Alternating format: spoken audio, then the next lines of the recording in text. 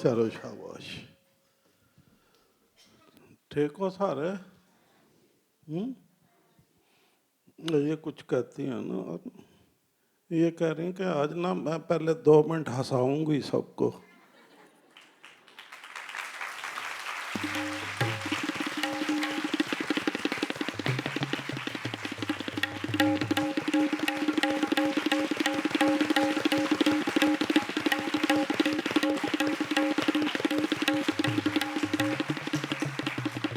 इतनी तालियां क्यों बजाई? कुछ नजर आया? अच्छा हंसा लो।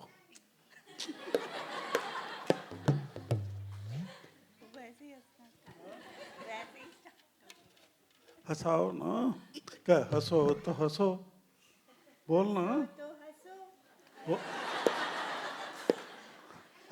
हंसो तो हंसो, ताली मार के हंसो।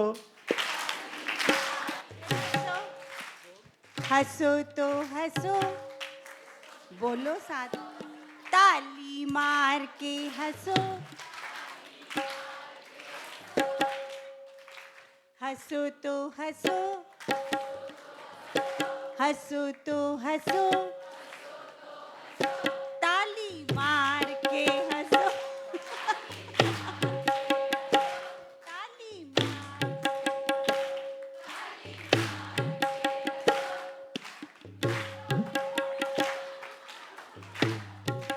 हंसो तो हंसो, ताली मार के हंसो। हंसो तो हंसो, ताली मार के हंसो। ताली मार के हंसो। हंसो तो हंसो, ताली मार के। अच्छे तरह मार। हंसो तो हंसो, ताली, ताली, ताली, ताली मार के हंसो। हंसो तो हंसो, ताली, ताली, ताली। हंसो तो हंसो, ताली, ताली। हंसो तो चलो बोलती जाओ ना, फिर वापस आओ। सारे हंसो, दांत वाले भी, बिना दांत वाले भी। नहीं क्यों? एक नजर आ गया ना कोई। हाँ, क्या कैसे कहोगे? बिना दांत के हंसो, हंसो तो हंसो, ताली, ताली। हंसो तो हंसो, ताली, ताली, ताली। आया मजा? क्या बोला था?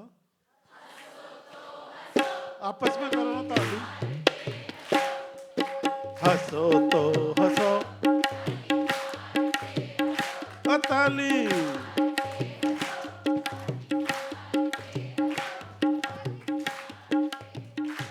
एक हमेशा शिकायत आज थी ना, तभी कह रहे हैं। एक तो जो 2 4 6 सज्जन सोने वाले हैं ना, अब वो या तो हाथ खड़ा करो या फिर आज बंद कर देना, क्योंकि उनको सिर्फ 2 हफ्ते हम दे रहे हैं, आज का और अगला इतवार।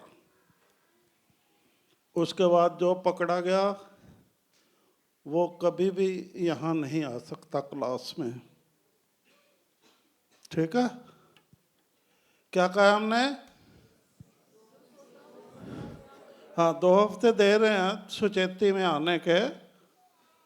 और जो भी बड़ा हो छोटा हो, जो भी हो, बीमार हो स्वस्थ हो उसको जागृति में रहना है, क्योंकि सोने से ना पड़ोस वालों को दिक्कत होती है ना, फिर होती है ना। तो ऐसे बंदे की जरूरत भी कहाँ, क्या है यहाँ पर है कोई जरूरत?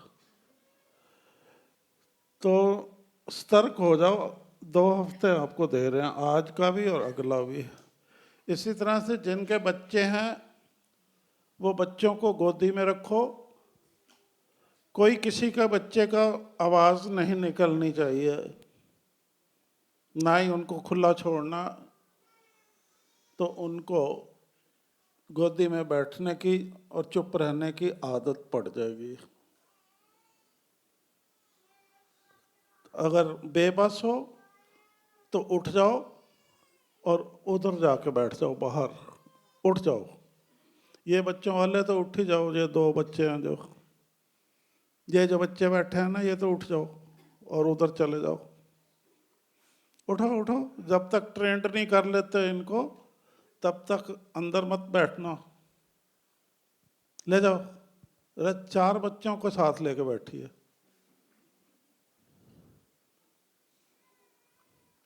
तो खानदान के भी बच्चे साथ ले आओ, ये क्लास में आइए। खबरदार अंदर बैठी तो आगे से। अरे बच्चों को डिसिप्लिन सिखाना कि आप उनके साथ मिलके आप ही अपना व्यर्थ करते हो समय और दूसरे को भी परेशान करते हो। अब ये ठीक नहीं है बात, सारे बोलो। 2 हफ्ते के बाद जो गलती करेगा इसके बारे में वो बाहर। ठीक है? सारे सहमत हैं? हाथ खड़ा करो जो जो सहमत है। बस अब हम जो 2 तारीख को इतवार आएगा ना, उस दिन से ये काम शुरू कर देंगे। आपको नज़र होगी, अगर नज़र ना भी हो कोई रखेंगे नहीं हम, किसी इंसान को घूमता हुआ वो परेशान करेगा तो वो देख रहे हो ना सामने कैमरा, इधर भी नज़र आ रहा, पीछे भी आगे भी। तो हम उस पे देखेंगे फिर क्लास के बाद में। और कल्लू-काल को कैसे धक्का लगाना पड़ता, मालगाड़ी से भी बदतर चलते हैं। मुर्दा इंसान होते हैं ना, बस ऐसे देखने के लिए चल रहे होते हैं।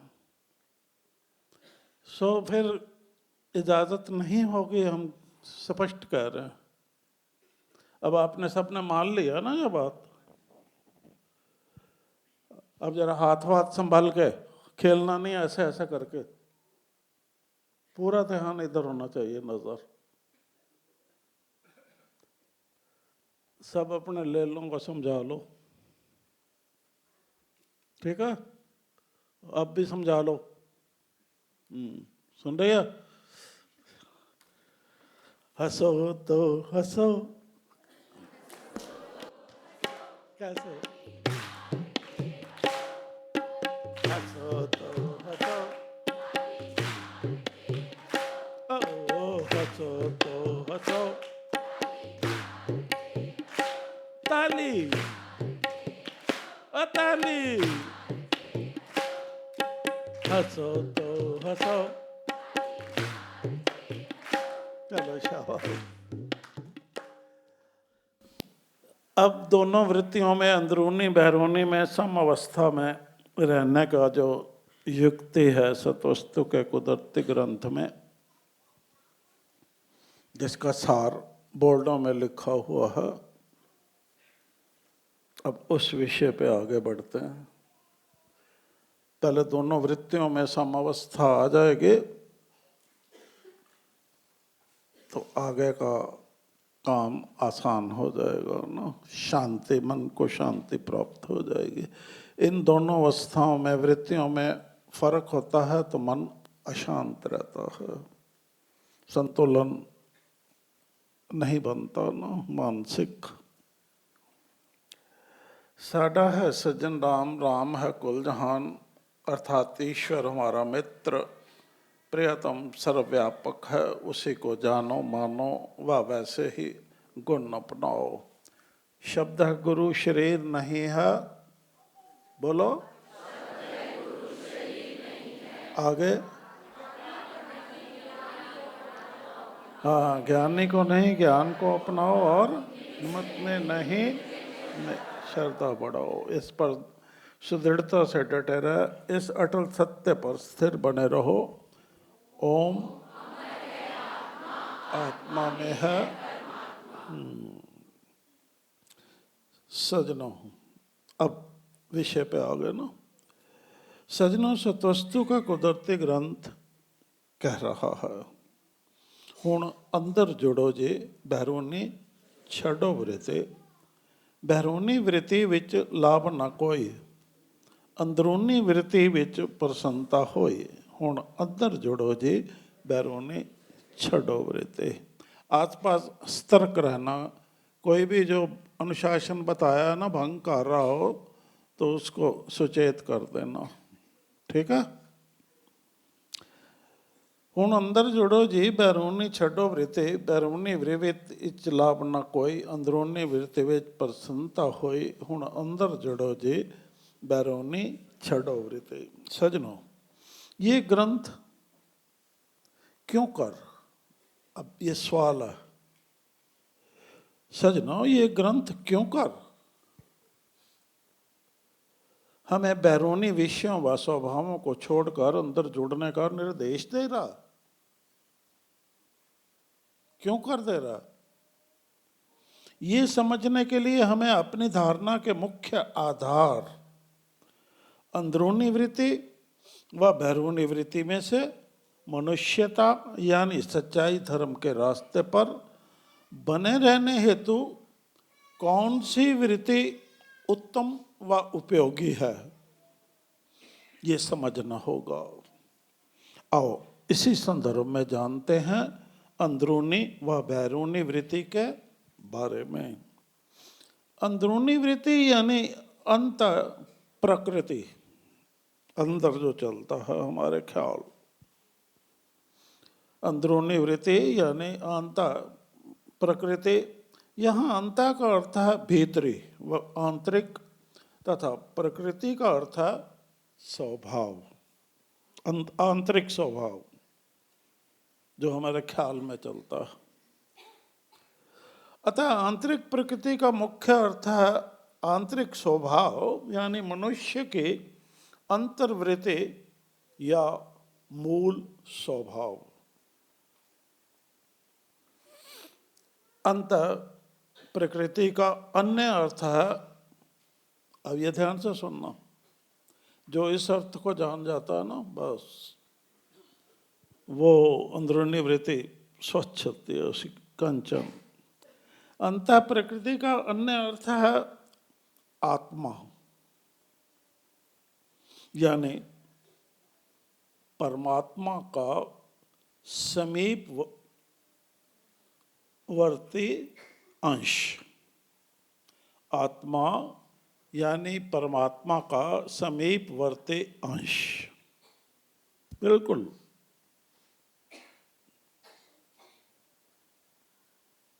पर ये सत्य अगर हम धारण रखते हैं अंदर, तो हमारी अंदरूनी वृत्ति कभी भी दोषजनक हो ही नहीं सकती। जब ये रखेंगे तो हमें आत्मिक ज्ञान से के प्रति रुचि पैदा होगी हमारे अंदर प्राप्त करने की। तो जब इस सत्य से विमुख हो जाएंगे तो वो रुचि कहाँ से पैदा होगी? नहीं होगी। अतः प्रकृति का अन्य अर्थ है आत्मा यानी परमात्मा का समीपवर्ती अंश। ये व्यक्ति की आत्मा का अन्यतम गुण है। वह व्यक्ति की मौलिक प्रकृति, मूल जो स्वभाव होता है उसका का द्योतक है। ये बाहरी वस्तुओं से, अब बाहरी वस्तुओं क्या है समझना। दृष्टि, ये बाहरी वस्तुओं से दृष्टि और मन हटाकर, ये दृष्टि और मन बाहरी वस्तुओं से हटाकर आत्मा, मन को लीन रखना, आत्म दृष्टि से प्राप्त करने की बात है, धारणा की बात है। ये व्यक्ति की आत्मा का अन्यतम गुण है। वह व्यक्ति की मौलिक प्रकृति का द्योतक है। ये बाहरी वस्तुओं से दृष्टि और मन हटाकर अंतर्दृष्टि द्वारा अपने यथार्थ स्वरूप को देखने, ये शुरुआत है। जो शुरुआत मजबूत करता ना बेस, तो वो सफल हो जाता है, आत्मदर्शन प्राप्त हो जाता है उसको। यथार्थ स्वरूप को देखने, जानने व समझने का यत्न है। तभी तो इसे अंतर्दृष्टि हो स्व स्फूर्ति ज्ञान का हेतु मानते हैं। अपने आप स्फुरित होता ज्ञान अंदर से, अपने आप। अगर ये बच्चे को सिखा दी जाए क्रिया, तो इन स्कूलों में भेजने की जरूरत ही नहीं है। ये एजुकेशनिस्ट जो हैं उनको समझना चाहिए। वो तो बस किताबें बेचने के लिए अपना कुछ को कुछ करी जाते हैं, विषय पे विषय, विषय पे विषय बनाई जाती। कहते हैं कि स्व स्फूर्ति ज्ञान का हेतु है, हेतु मानते हैं, तथा इसी के द्वारा हृदय में स्थित परमात्मा दृष्टिगोचर होते हैं। क्या होता है? होते हैं। और ये सही है बिल्कुल। कहते हैं कि आत्मज्ञान के प्रयोग द्वारा भवसागर के, अब फिर समझना, आत्मज्ञान के प्रयोग द्वारा ये भवसागर के ऊपरी तत्वों पर बहने वाली धारा दिखती है। और ये समझने की बात है, ऐसे सुनने से तो पल्ले नहीं पड़ेगा आपके। आत्मज्ञान के प्रयोग द्वारा अब जब आप कर रहे हो तो ये चल पड़ेगा काम कि ऊपरी तत्व पर बहने वाली धारा दिखती है, पर ऊपरली तत्व पर वो धारा दिखती है, पर जो विचारक, विचारशील मंडली, अब यहाँ उसका काम है, इम्पोर्टेंस देखो उसकी। पर जो विचारक ध्यान से उस तल के नीचे बहने वाली विचारधारा, ये बह रहा है, उस तल के नीचे बहने वाली विचारधारा, ठीक है ना, को यानी भावनाओं को जान लेता है, उसका मन वेग रहित यानी शीतल संतोष को प्राप्त रहता है।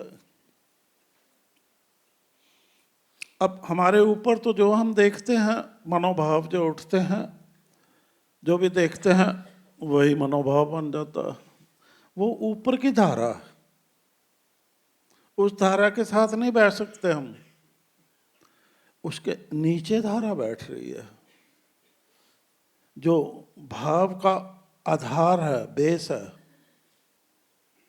भाव का जो आधार है, जो ताकत है, जिस पे हमारा स्वभाव जो बनता है वो मजबूत रहता है, वो ब्रह्ममय धारा जो है।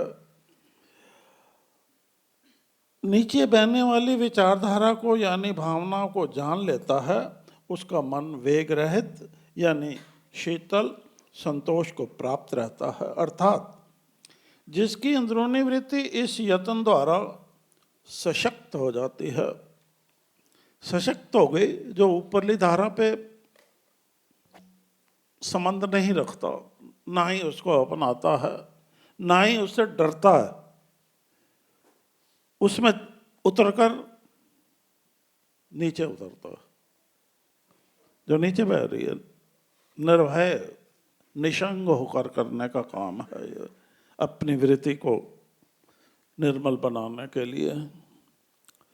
अर्थात जिसकी अंदरूनी वृत्ति इस यत्न द्वारा सशक्त हो जाती है उसका मन शांत।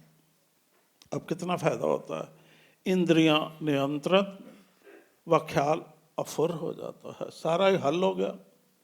और उसको न केवल अंत अपितु बाह्य जगत के यथार्थ की रमज भी समझ आ जाती है। अब वो नीचे की धारा को तो समझ ही जाता, वो केवल नीचे की धारा को नहीं समझता, ऊपर जो जगती है धारा है उसकी रमज भी समझ आता।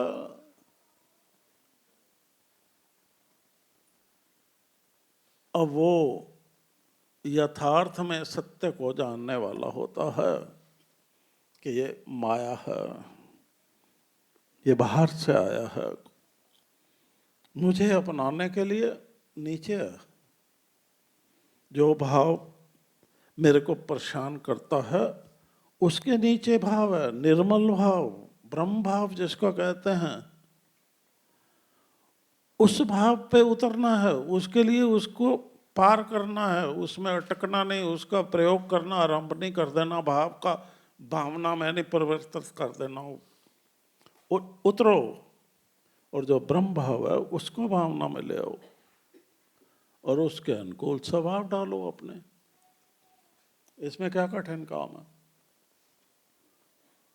और उसको ना केवल अंत है अपितु बाह्य जगत के यथार्थ की रमज भी समझ आ जाती है। इसीलिए तो इसे आंतरिक व बाहरी एकता हो गया काम व एक रसता का प्रतीक माना जाता है।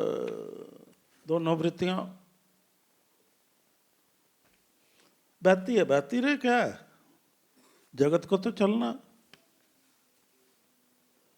जानो कि अपनी निर्मल अंत प्रकृति में स्थिर बने रहने वाला विवेकशील व्यक्ति सर्वदा मौलिक विचारों से युक्त भावनाओं पर एक निष्ठ भाव से अडिग बने रहते हुए ध्येय। अब मौलिक भावनाएं क्या होती हैं?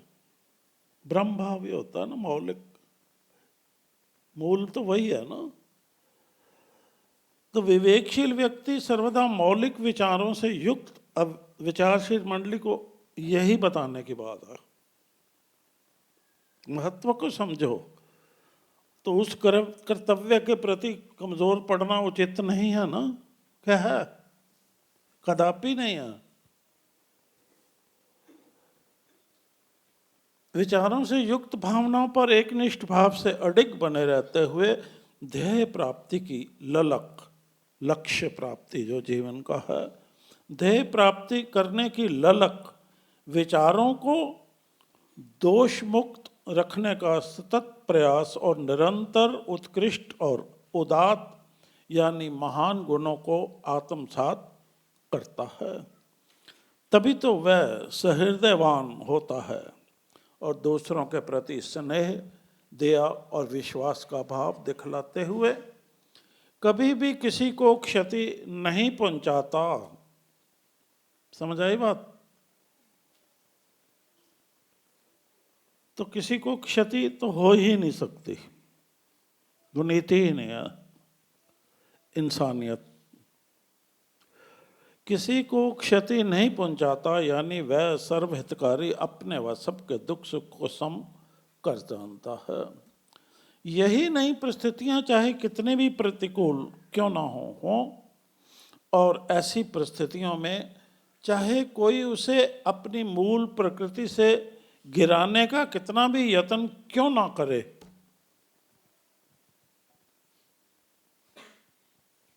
करेगा ना यत्न, गिराने का यत्न क्यों ना करे ताकि मेरे अधीन आ जाए, मेरा चाल पकड़ ले। मैं झूठ बोलता हूं तो ये भी बोलने लग जाए।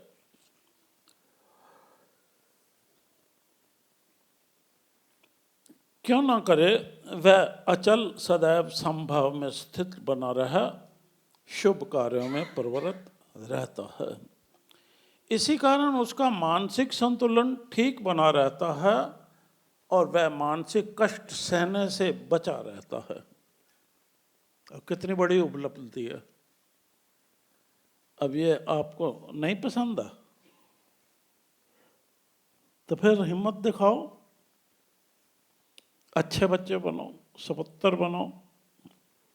कहने का आशय यह है कि निर्मल मन बुद्धि के प्रभाव से वह मनुष्य सत्यम शिवम सुंदरम जैसे उदात्त गुणों से युक्त अंत प्रकृति में युक्ति संगत बने रहने पर ही, अंत प्रकृति में युक्ति संगत बने रहने पर ही दुर्गुणों से दूर रहकर, हम भी समझ रहे हैं ना इसको, इसलिए इस तरह से बोल रहे हैं, अपने मूल स्वभाव, क्या है मूल स्वभाव, संभाव के अनुरूप दूसरों के लिए समदर्शिता का कल्याणकारी भाव रखता है। संभाव, जो संभाव पे स्थिर है, वो दूसरों के लिए समदर्शिता अनुकूल कल्याणकारी व्यवहार करता है दूसरों के साथ। समदर्शी, वो कल्याणकारी व्यवहार है।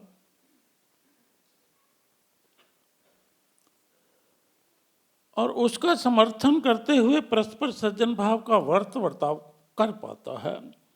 इस प्रकार हम कह सकते हैं कि अंत प्रकृति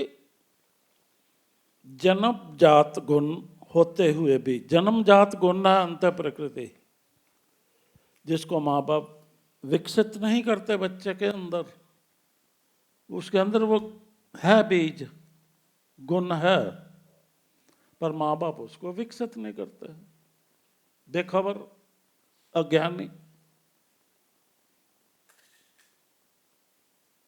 ऐसे माँ बाप का क्या करना चाहिए?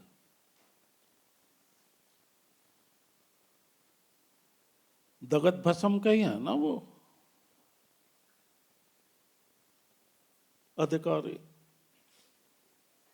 जो ना आप ठीक हुए ना बच्चों को ठीक रास्ते पे चलाया। अफसोस आता है बड़ा। इसके प्रकार हम कह सकते हैं कि अंत प्रकृति क्या है? जन्मजात गुण है, हर एक के अंदर होता है। अब आप उस गुण को, तो वो विचारधारा तो नीचे बह रही है, अब ऊपर आपने नई धारा चला दी कि नहीं? तो वो तो बेचारा गहराई तक कैसे देखेगा जब तक आप उसको दिखाओगे नहीं, देखना कैसे सिखाओगे नहीं।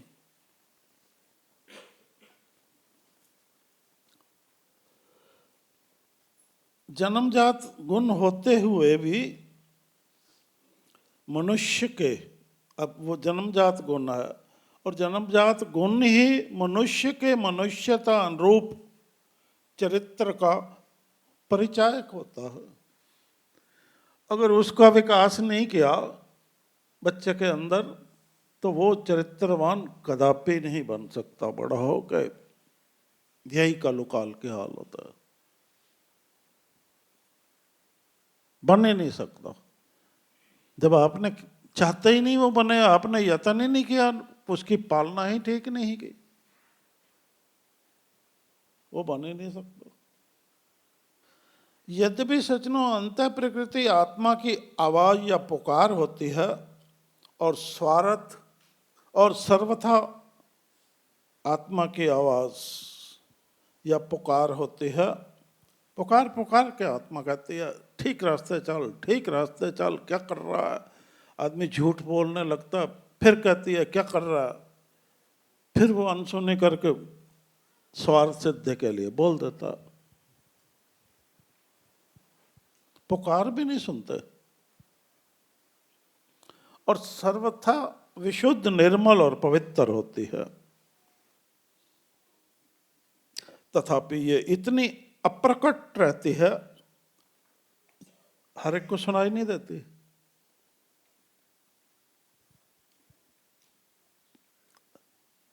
अब वो क्रिया ही खत्म हो गई। जब सुनाई ही नहीं देते तो फिर बहरा इंसान क्या करेगा? मुश्किल हो जाती है ना।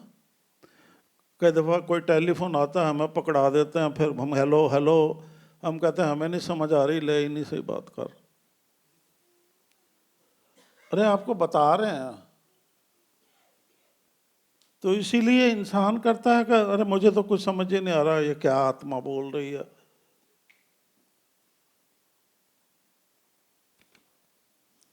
तो टाल देता उसको।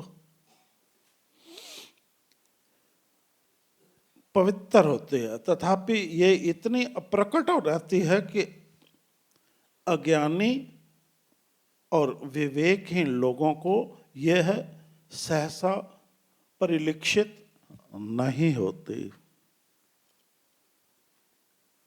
किसको नहीं होते? अज्ञानी और धीरे धीरे फिर मनमानी शुरू हो जाती है।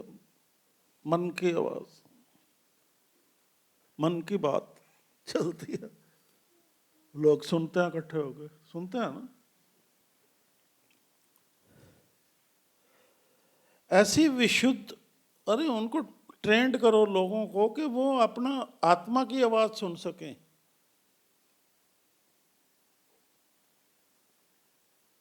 नर्सरी से ही शुरू कर देना चाहिए।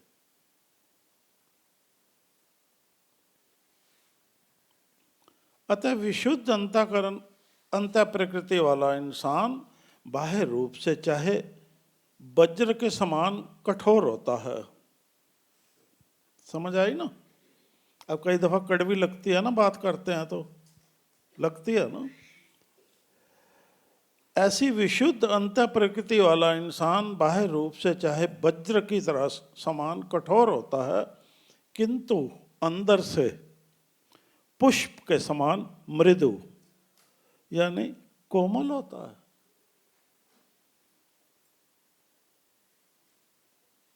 यही होता है ना।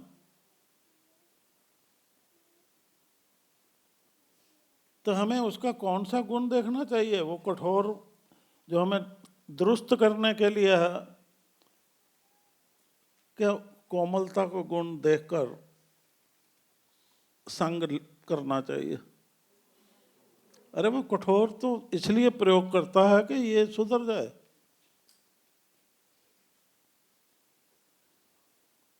और वो उचित होता है। पुष्प के समान मृदु यानी कोमल होता है, और उसकी था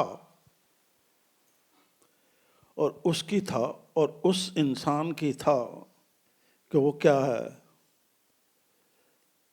बताएं? सुनना। और उसकी था उसकी जननी यानी माता समेत कोई भी नहीं पा सकता। मां भी नहीं जान सकती उसको। उसकी जननी यानी माता समेत कोई भी नहीं पा सकता। उसकी था, क्योंकि मां भी हो तो वो भी, या और भी हो, वो एक कठोर शब्द को लेकर शुरू हो जाएंगे तो कोमलता तक कहाँ पहुंचेंगे? वो हृदय को कैसे जानेंगे? भाव को कैसे जानेंगे कि क्यों ऐसा बोला गया? नहीं जान पाते ना, तो वो तो उसी में उलझ जाएंगे। तो जो कुछ उससे प्राप्त होना होता है वो वंचित रह जाते हैं इसी चक्कर में। कोई भी नहीं पा सकता। इस संदर्भ में वर्तमान परिस्थितियों के दृष्टिगत बाह्य आवरण में निज दोषों को छिपाए रखने में माहिर, यह निज दोषों को छिपाए रखने में माहिर, वो ना सारे माहिर हो ना, एक्सपर्ट। जो मुझ में दोष है उसको मैं छुपाने में माहिर हूं। ना मैं मानूंगा ना ही सुधरूंगा। बने रहो, एक्सपर्ट तो हो ही, डिग्री तो मिल गई। आवरण में निज दोषों को छिपाए रखने में माहिर मनुष्य बाहर से तो अत्यंत सज्जन और मृदु व्यवहार करते हैं। ठग, ये ठगने वाले होते हैं। कैसे आके चिपकते हैं। जब स्वार्थ सिद्ध हो गया, "ओए!" अब पलट जाते हैं ना वहीं। बाहर से तो अत्यंत सज्जन और मृदु व्यवहार करते हैं, परंतु अंतर मन से कलुषित, कलह प्रिय, व्यभिचारी और हिंसक वृत्ति के होते हैं। यही होता है ना। अब दिखावे के लिए तो एक दूसरे से बड़े प्यार से बोलते हो, पर अंदर से काटने के लिए तैयार होते हो, तत्पर रहते हो। ऐसा ही होता है।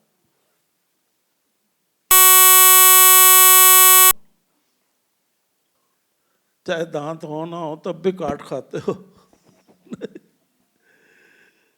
उनमें दांतों की जरूरत नहीं होती ना। हद कल्लू काल के ना। हिंसक वृत्ति के होते हैं, वे अपनी क्रियाओं द्वारा चोरों की तरह, अपनी क्रियाओं द्वारा, अब जैसे ये हमारे पास आई, हम अपनी क्रिया द्वारा इसके मन में घुस जाएंगे और जो इसके बातें हैं घर की वो सारी ले लेंगे। अब इसका लाभ उठाएंगे उन बातों का। ऐसे करते हो ना जी, बड़ा मजा आता है ना। देखो रोज देखते हो ऐसा होता हुआ, यहाँ नहीं तो वो जो दिखाते हैं रोज टीवी पे, यही कुछ तो सिखाते हैं। उसमें एक शब्द इसके विपरीत नहीं आता हो।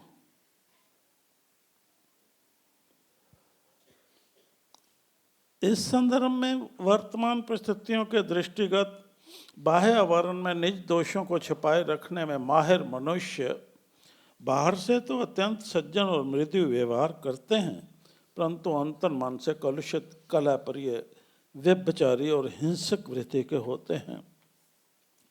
वे अपनी क्रियाओं द्वारा चोरों की तरह दूसरों के मन में घुस के उकसाया उसकी तरफ, ये देखो और ये बहुत बड़ी चीज है, कामना जगा दी उसके मन के अंदर, सबके पास ले ले ले ले ले ले, होता है ना।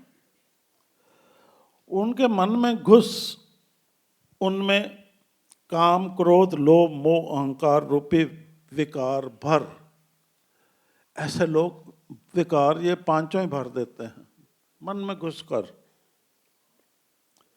ये जो बड़े प्यार से भरते हैं, प्यार से भरते हैं, दो चार अच्छे अच्छे बोल दिए तो मैं तो किसी को नहीं बताऊंगी, मैं तो ये नहीं करूंगा, ये नहीं करूंगा करके उन्हें वो भर कर क्या करते हैं, उन्हें अभिमानी, दंभी और अनुदार बना देते हैं। अतः अपनी अंतः प्रकृति को सुरक्षित रखने के लिए अपनी बान की बात नहीं देते, होशियार होते हैं ना। अतः अपनी अंतः प्रकृति को सुरक्षित रखने के लिए हर पल, अब आपको करना क्या है कि आप अंदरूनी वृत्ति में सुरक्षित रहें, दोषयुक्त ना हो। अतः अपनी अंतः प्रकृति को, इनको मौका नहीं देना चोरों को जो घुस जाए। ऐसे सज्जन चोर है ना, सो चोरो सावधान, कहो चोरो सावधान, अब हम जाग गए हैं।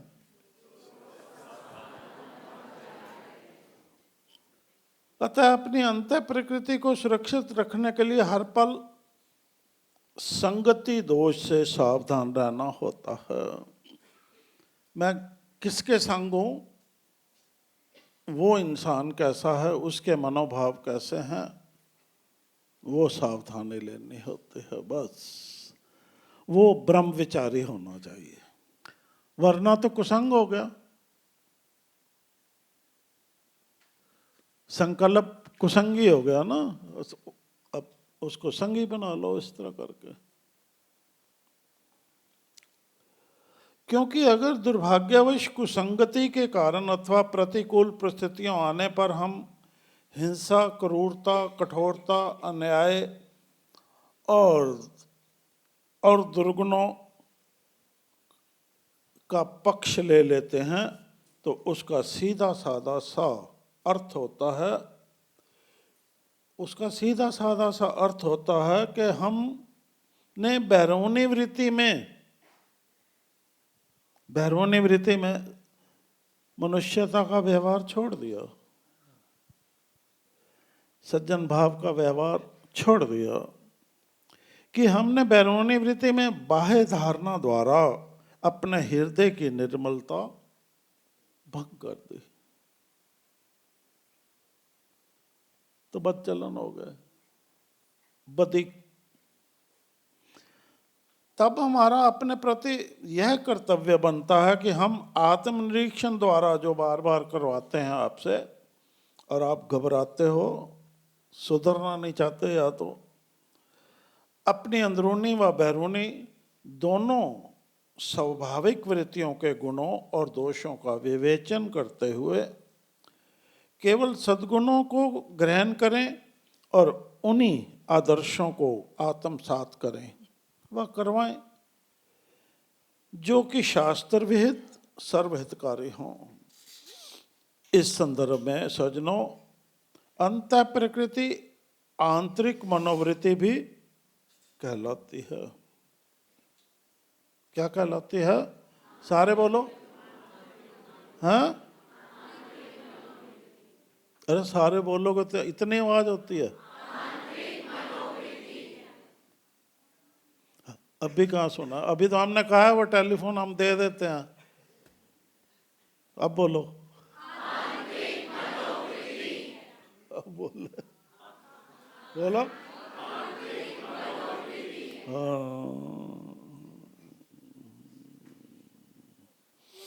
जो व्यक्ति के गुणों और अवगुणों को बतलाने वाली होती है, यहां आत्मनिरीक्षण काम करता है। ठीक है?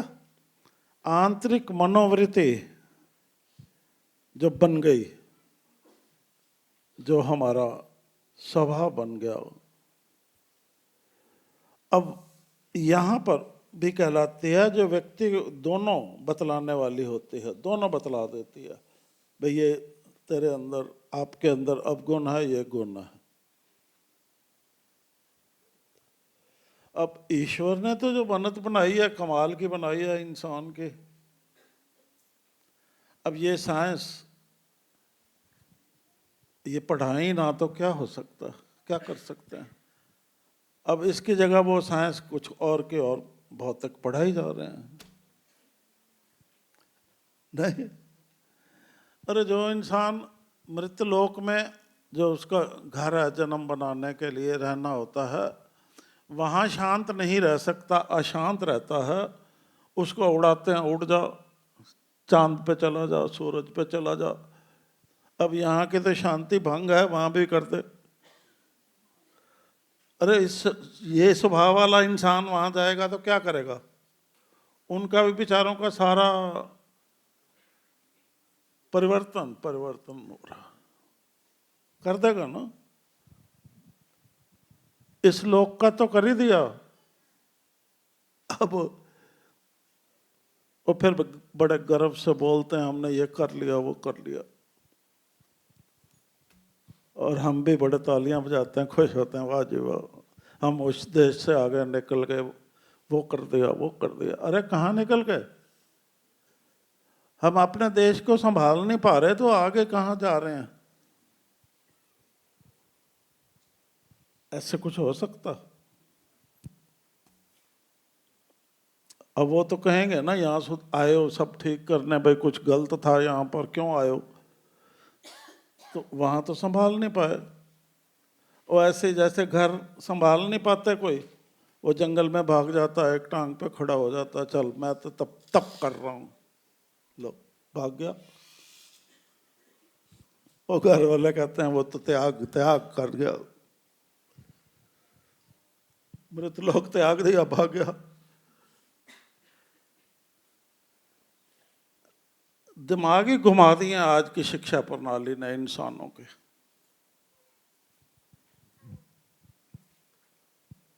पर अब समय आ गया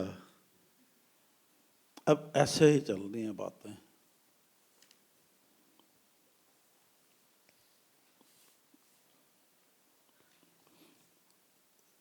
ठीक है,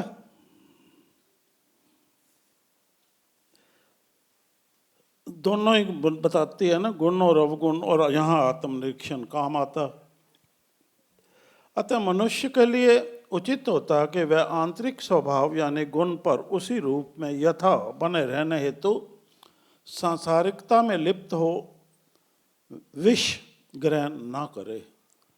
सांसारिकता में लिप्त हो, विष जहर ना पिए। जो भी सांसारिक का विषय अपनाते हो वो जहर है। वो कहते हैं अगर आप ये भी पीते हो ना जल भी, तो अगर आपके हृदय में और जबान पर सत्य है, हृदय और जबान पर सत्य है और सत्य के सिवा कुछ नहीं है, तो इसमें कुछ है भी, तो सब रह जाएगा बाहर ही, अंदर अमृत ही जाएगा जो सुखदायक होगा। क्योंकि सत्य को छूता हुआ जा रहा है और वहां उस पर तो कोई जा ही नहीं सकता, प्रवेश ही नहीं कर सकती ऐसी चीज, वहीं छन जाता। संसार का संसार बाहर ही रह जाता, ना वो जबान पर अटकता ना मन में उतरता, तो ना शरीर को क्षति पहुंचाता है वो। ये तरीका होता है।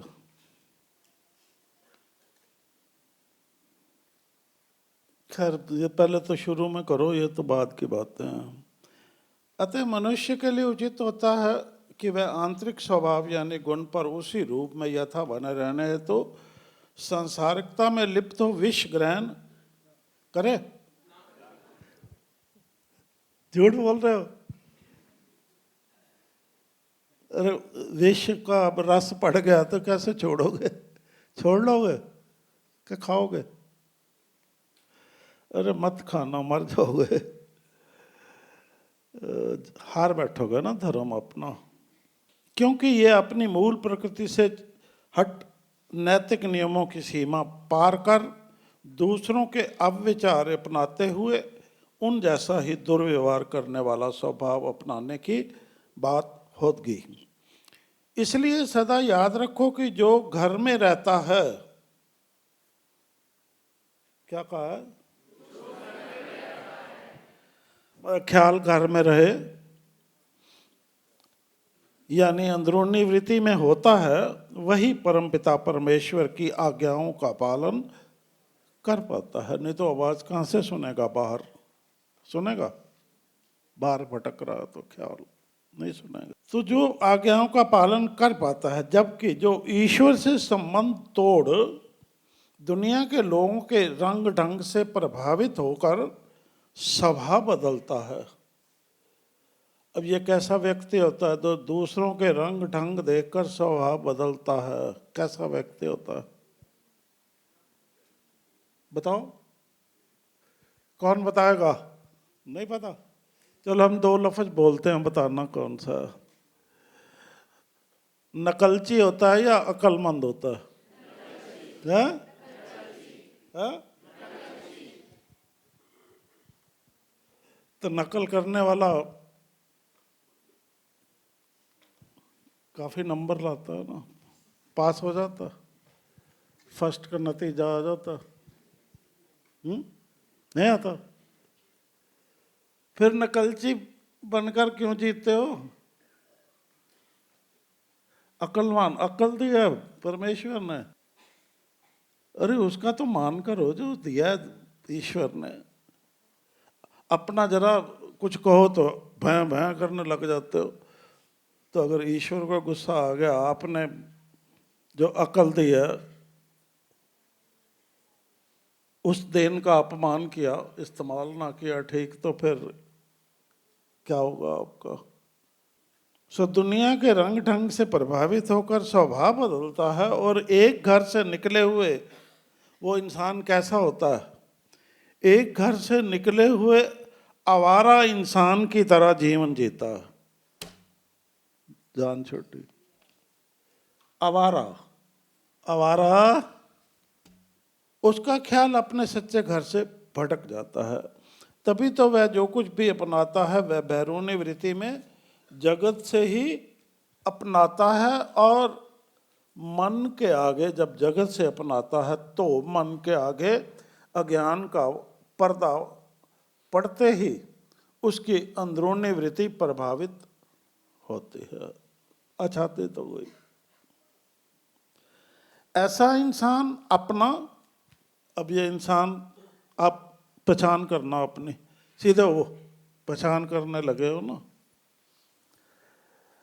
ऐसा इंसान अपना, अपने परिवार व समाज का मित्र नहीं होता। क्या होता है? तो दुश्मन हो। अभी तो दुश्मनी निभा रहे हो, दुश्मनी कर रहे हो अपने साथ, परिवार के साथ, समाज के साथ।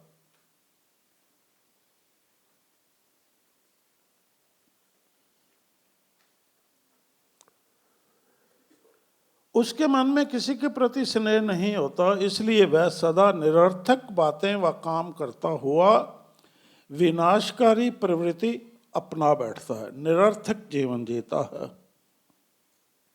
अब ये पढ़ने के बाद हमें आपको ये भी समझाना पड़ेगा कि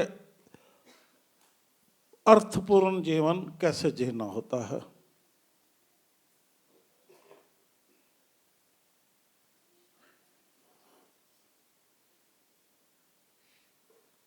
और उसमें हम बताएंगे सच्चे पातशाह जी ने अर्थपूर्ण जीवन, परम अर्थ के लिए जीवन शैली क्या अपनाई।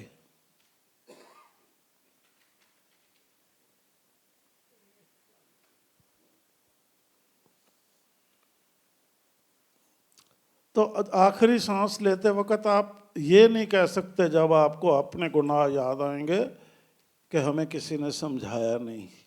कोई आपके पास तर्क नहीं होगा दंड से बचने के लिए। साफ कह रहे हैं आपको। निरर्थक बातें व काम करता हुआ विनाशकारी प्रवृत्ति अपना बैठता है। यह होता है आत्मीयता का आचार व्यवहार छोड़ दिखावे के स्वभाव में ढलना व दुराचार का रास्ता अपनाना, यानी यथार्थ से अपरिचित हो अजनबियों की तरह बाहरी सौंदर्य पर गर्व करना। बस बाहरी सौंदर्य पर गर्व है, वह चलते हैं तन के, अंदरूनी सौंदर्य का ध्यान ही नहीं है। इससे मन में कामुकता का भाव, बाहरी सौंदर्य पे गर्व जो होता है ना, कामुकता का भाव जताता है। जो भी करता है वो कामुकता का भाव जगाता है।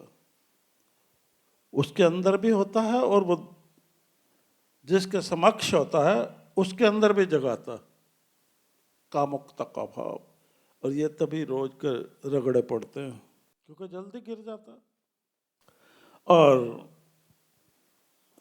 इससे मन में कामुकता का भाव यानी इच्छा प्रबल हो जाती है, और फिर व्यक्ति चाह के भी इन इच्छाओं के दुष्चक्रव्यूह से नहीं निकल पाता, फंस गया।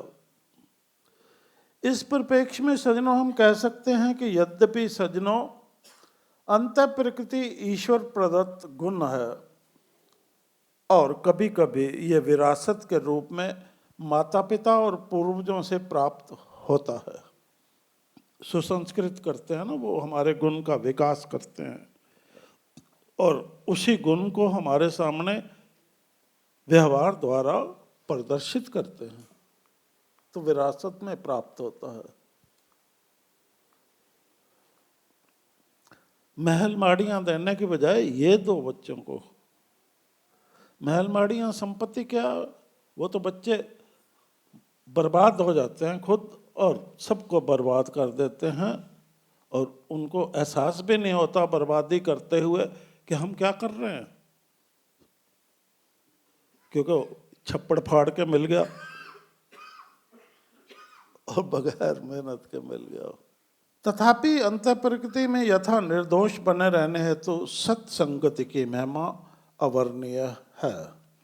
याद रखो कि जहाँ कुसंगति के कारण सज्जन पुरुष भी कुमत्तीवान बन जाते हैं, वहीं सत्संगति के फलस्वरूप दुर्जन भी सुजान बन जाते हैं। सो बन सकते हो। अतः अंत प्रकृति को सुरक्षित रखने के लिए सत्संगति को महत्व दो और इस हेतु बैरूनी वृत्ति छोड़ अंदरूनी वृत्ति को धारण करो। तभी आपके जीवन चरित्र की सुगंधी देवलोक की सुगंधी को भी मात कर देगी। अब देवलोक क्या होता है? देव क्या होता है पता? देव क्या है? अंततः सजनों, हम तो यही कहेंगे कि जहाँ आत्मा का स्वभाव दुख सुख से अछूते रहना है, आत्मा का स्वभाव दुख सुख से अछूते रहना है, वहीं मनुष्य की सच्ची प्रकृति ईश्वर तब है। अपनी इसी मूल प्रकृति यानी ईश्वर तब में बने रहना, विचार ईश्वर अपने आप नो मान, बने रहने हेतु सार्वभौम व सार्वकालिक युग पुरुषों की भांति निष्कलुष, निश्चल, सहज किंतु गंभीर, दृढ़ प्रतिज्ञ, कर्मठ और उदारवान बनो। इस प्रकार मन वचन कर्म से निष्कपटता, विनम्रता, शम दम, नियम और नीति से विरत न होने वाले मृदुभाषी बन अपने शील और चरित्र का आदर्शतम रूप सबके सामने प्रस्तुत करो। सुख और दुख को समान समझो व परहित और पर पीड़ा मिटाने के निमित्त सब कुछ त्याग करने का समर्थ दर्शाओ। तभी स्वयं समान रहित होकर सबको समान देने वाले सज्जन पुरुष कहलाओगे। अब इस संदर्भ में सत्वस्तु का कुदरती ग्रंथ कैसे अंदरूनी व बैरूनी वृत्ति के अंतर को समझाते हुए हमें सदैव सब कार्य व्यवहार करते हुए अंदरूनी वृत्ति में बने रहने का निर्देश दे रहा है, उसके विषय में ध्यान से सुनो। अब 2 मिनट खड़े हो जाओ, फिर बैठना। ध्यान से सुनना तो आगे के बात तभी समझ आएगी।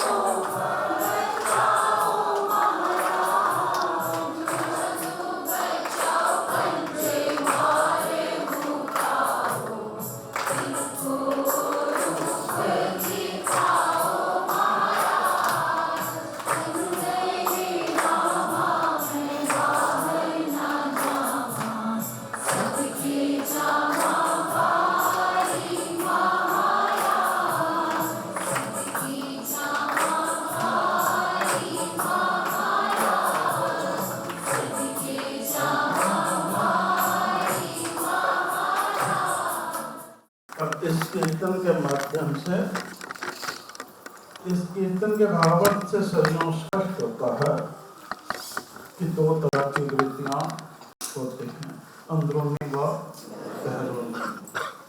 अंदरूनी वृत्ति अंदर से धारण होती है, वह उसके लिए हमारे ख्याल व ध्यान को एकाग्रता से अंदरूनी स्रोत से जुड़े रहना होता है।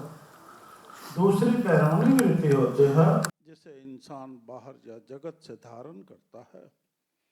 अधिकतर इसके अंतर्गत माता पिता, भाई बहन, सगे संबंधी व मित्रगण इत्यादि जिनके साथ भी हम विचरते हैं, उनके आचार विचार व व्यवहार का प्रभाव, किताबी ज्ञान व जो कुछ भी हम देखते सुनते हैं वह सब सम्मिलित रहता है बहरूनी वृत्ति में।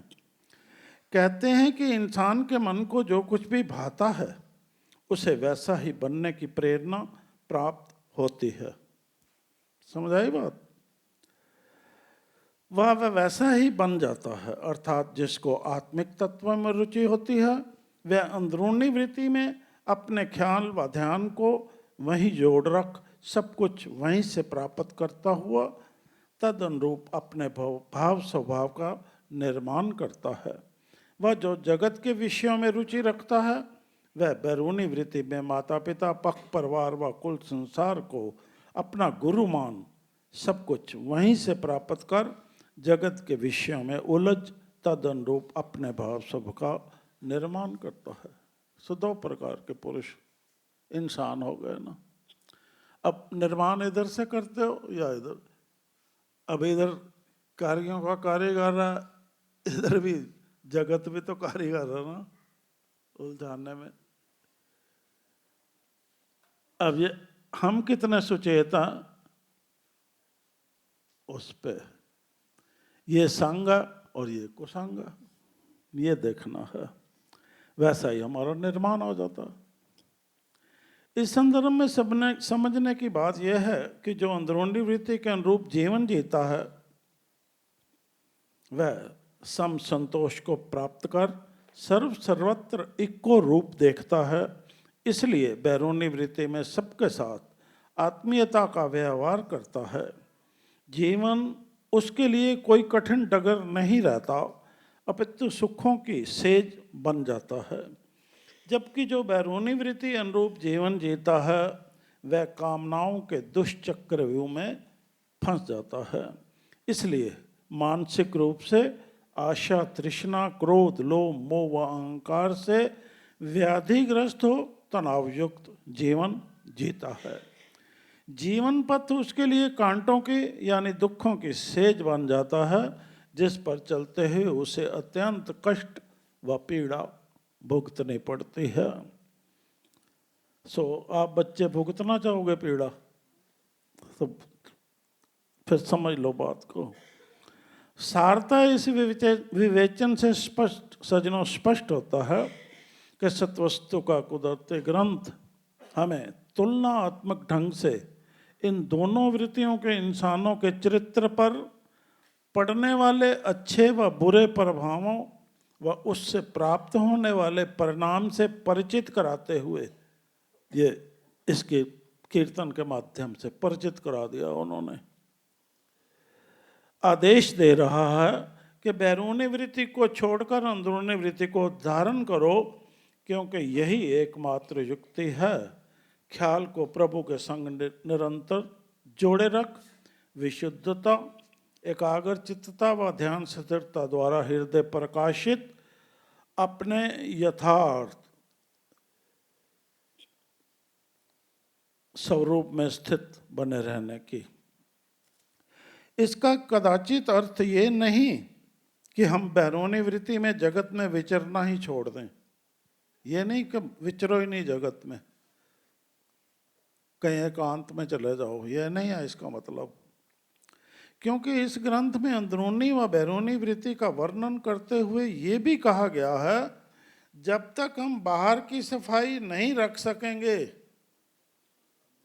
अंदर की सफाई सजनों किस तरह कर सकोगे? वो कितना ढंग से समझाया गया है सारा कुछ, अब हम जब पढ़ते हैं तो समझ आते हैं। अतः सज्जनों, बैरूनी वृत्ति को धारण करते हुए और अपने गृहस्थ आश्रम को ठीक चलाते हुए हमने अंदरूनी वृत्ति को पकड़ना है।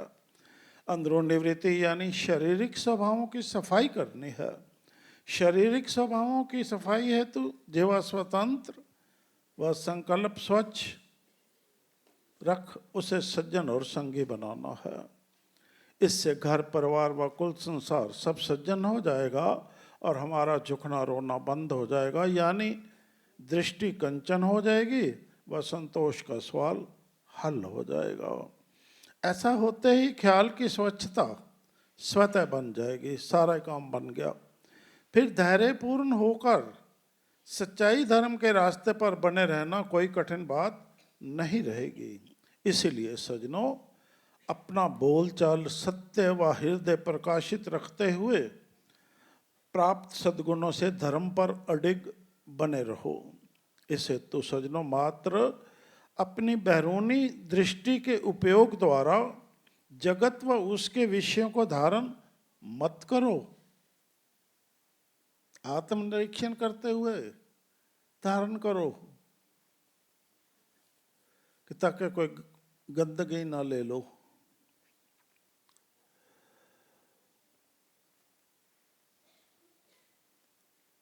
इस हेतु सज्जनों मात्र अपनी बैरूनी दृष्टि के उपयोग द्वारा जगत व उसके विषयों को धारण मत करो, अपितु अपनी अंदरूनी दृष्टि यानी विवेक शक्ति के प्रयोग द्वारा वस्तु का यथार्थ देखते व समझते हुए विधिवत उसका इस्तेमाल करना सीखो। ये अपने आप में बाह्य दृष्टि को बंद रखने, ये अपने आप में बाह्य दृष्टि को बंद रखने, कुछ भी नजर आए ललचा नहीं जाना। ललचा जाते हैं ना, और उसको प्राप्त करने में बस हर वक्त वही सोचते रहो, ढंग।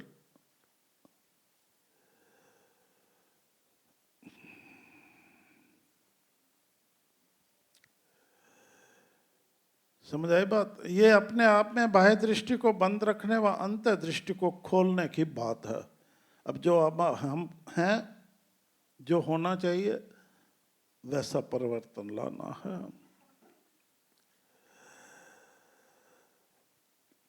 ताकि ध्यान परमेश्वर के संग जुड़ा रहे और टूटने ना पावे। याद रखो, बैरूनी वृत्ति अपनाकर जो व्यवहारिक रूप से परस्पर खलबली मचाते हैं, वैसी क्रिया करना अब बिल्कुल बंद करना है। जो सज्जन मन मत अनुसार ऐसा करने से बाज नहीं आएगा, यानी खुद पर काबू नहीं रख पाएगा, वह अंदरूनी वृत्ति को धारण करने में अयोग्य हो जाएगा। यानी ये चेतावनी है, यानी उसके लिए अपने घर से सब कुछ प्राप्त कर संतोष में बने रहना असंभव हो जाएगा। ऐसा होने के पश्चात जब आत्मा की आवाज़ सुनने में व धारण करने में ख्याल असमर्थ हो जाएगा, तो अंतःकरण रूपी दर्पण पर परमात्मा के दर्शन के प्रति अबोध हो जाओगे। और जो बैरूनी दर्पण में, वही बात आ गई, और जो बैरूनी दर्पण में शरीर रूपी चूल्हा नजर आएगा, उसी तक सीमित रहे, उसी के द्वारा सब कुछ प्राप्त करने व उसी अनुसार सब कुछ करने की होड़ में दुनियावी मंदे भाव स्वभाव अपना बैठोगे। सज्जन श्री शहनशाह महावीर जी के द्वारे पर होने के नाते हम में से किसी के साथ भी ऐसा न हो, इस हेतु आत्मनिरीक्षण द्वारा बैरूनी वृत्ति में अपनाए भाव स्वभावों को छोड़ते हुए अंदरूनी वृत्ति के भाव स्वभावों को अपनाओ, ताकि आपकी सूरत कंचन हो जाए व आप इस जगत में एक कामयाब इंसान की तरह निर्लिप्तता से विचर सको। याद रखो, ऐसा होने पर ही संसारी बातों का कनरस छूट जाएगा और हम परस्पर संतोष, धैर्य, सच्चाई, धर्म की बातें करते हुए ब्रह्म स्वरूप जो है अपना आप, उस पर स्थिर रह दिव्य दृष्टि दिखा पाएंगे। अतः सज्जनों, मानो के बैरूनी वृत्ति को छोड़ना अपने आप में काम, क्रोध, लोभ, मोह, अहंकार को जीतने की बात है। समझ आई बात? बैरूनी वृत्ति को छोड़ना काम क्रोध लोभ मोह अहंकार को जीतने की बात है। इसलिए बैरूनी वृत्ति की देन, बैरूनी वृत्ति की देन क्या है? प्राप्त करते रहो। कुल नाशक, लड़ाई झगड़े, धन इकट्ठा कर लो, लड़ाई, देना ही नहीं चाहता, हक मार के बैठे रहो, मालिक बन जाओ, जिसका हक है उसको तरसाओ। ये है आज, ऐसे लोगों पे तो लानत है। इसलिए बैरूनी वृत्ति की देन कुल नाशक अहंकारता से बचाव हेतु ब्रह्म से ब्रह्म होने की चाहना अपने अंदर पैदा करो और अपनी इंद्रियों पर कंट्रोल करके अंदरूनी वृत्ति अनुसार ही जीवन जीना सुनिश्चित करो। वह ब्रह्म नाम कहो, ऐसे ही बन जाओ। क्या कहा है? ब्रह्मनाल। अब हम हाथ जोड़ते हैं, ऐसे ही बन जाओ। कृपा करो अपने ऊपर, अपने परिवारों पे। आप सुन लो, अपना हट छोड़ दो, बस करो, बस करो, बस करो। खुद पे तरस करो, अपने बच्चों पे तरस करो, उनके दुख के कारण मत बनो, तरस करो, अब बस करो। बहुत बहुत हमने सबने अत्याचार कर लिए, अब बस कर दो। ठीक है, चलो।